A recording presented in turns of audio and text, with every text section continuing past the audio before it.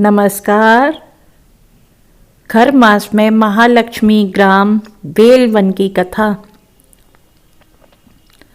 महालक्ष्मी मंदिर की प्रख्यात कथा के बारे में ऐसा प्रचलित है, जिस समय ब्रज में भगवान श्री कृष्ण ने अवतार लिया, उस समय सभी देवगण विभिन्न रूप धरकर वृंदावन में आकर बस गए, जिससे देवलोक खाली खाली सा हो गया।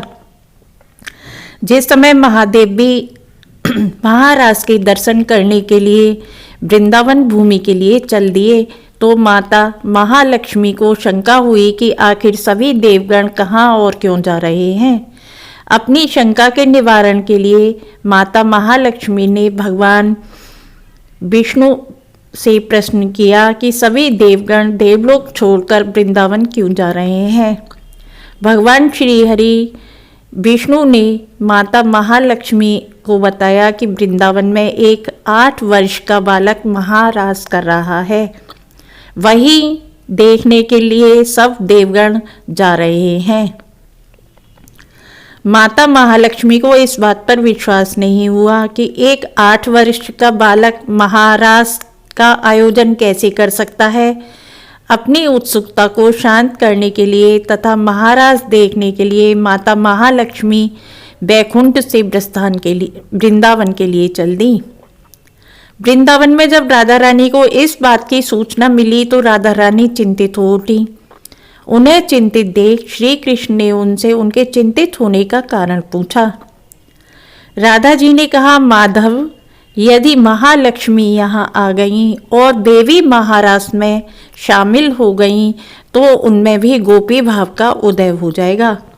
और यदि महालक्ष्मी में गोपी भाव का उदय हो गया, तो संसार का सारा वैभव ही नष्ट हो जाएगा।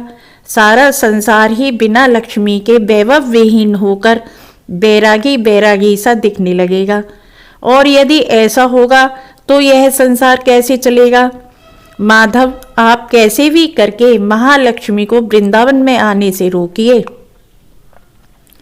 माता महालक्ष्मी जब बेलवन पहुंची, तभी वहां श्री कृष्ण एक ग्वाल बालक का रूप लेकर आ गए। उन्होंने माता महालक्ष्मी से पूछा, आप कहाँ जा रही हैं। महालक्ष्मी ने कहा, मैं उस 8 वर्ष के बालक को देखने जा रही हूँ, जिसके लिए सभी देवगण वृंदावन में आए हैं और उसके आयोजित महारास में शामिल होने के लिए स्वयं महादेव भी वृंदावन आ गए हैं। मैं भी उस बालक के साथ महारास का आनंद लेना चाहती हूँ। ग्वाल रूपी श्री कृष्ण ने कहा, आप वृंदावन नहीं जा सकती हैं। इस बात से महालक्ष्मी जी क्रोधित होकर बालक से बोली, हे ग्वाल, तू शायद मुझे नहीं जानता। मैं श्री हरि विष्णु की भार्या लक्ष्मी हूँ। मेरे वैभव से संपूर्ण संसार चलता है और तू मुझे जाने से रोक रहा है। तब ग्वाल रूपी श्री कृष्ण बोले, देवी, आप अपने इस घमंड और क्रोध के साथ महारास में प्रवेश नहीं कर सकती। महारास में प्रवेश पाने के लिए आपको इन सब का त्याग करके अपने अंदर गोपी भाव लाना होगा, तभी आप महारास में प्रवेश पा सकती हैं। महालक्ष्मी वहीं पर गोपी भाव की प्राप्ति के लिए तप करने बैठ गईं। कुछ समय पश्चात ग्वाल रूपी श्री कृष्ण ने महालक्ष्मी से पूछा, देवी, मुझे बहुत जोर की भूख लगी है, कुछ खाने को दीजिए। महालक्ष्मी ने कहा, मेरे पास तो यहाँ भोजन के लिए कुछ भी नहीं है। फिर महालक्ष्मी ने अपनी साड़ी से अग्नि उत्पन्न कर ग्वाल रूपी श्री कृष्ण के लिए खिचड़ी बना कर दी। आज भी महालक्ष्मी वहीं पर तप कर रही हैं। आज भी ग्वाल रूप में श्री कृष्ण उनके पास बैठे दिखते हैं तथा उन्हें खिचड़ी का भोग लगाया जाता है।